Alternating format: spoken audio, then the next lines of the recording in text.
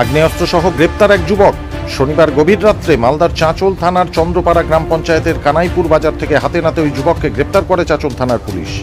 আর ধৃত যুবককে 7 দিনের পুলিশি হেফাজতের আবেদন চেয়ে চাঁচল মহকুমা আদালতে পেশ করা হয়। পুলিশ সূত্রে জানা গিয়েছে, ধৃত যুবকের নাম আব্দুল বাসির, বয়স 20 বছর, বাড়ি চাঁচল থানার চন্দ্রপাড়া এলাকায়। গতকাল কানাইপুর বাজারে আগ্নেয়াস্ত্র নিয়ে আব্দুল বাসির সহ আরও একজন যুবক ঘোরাফেরা করছিল। পুলিশের সন্দেহ হতেই সেই যুবককে দাঁড় করিয়ে চিরুনি তল্লাশি চালালে যুবকের কাছ থেকে উদ্ধার হয় একটি আগ্নেয়াস্ত্র সহ 2 রাউন্ড কার্তুজ। যুবককে আজ রবিবার চাঁচল মহকুমা আদালতে 7 দিনের পুলিশি হেফাজতের আবেদন চেয়ে পেশ করা হয়।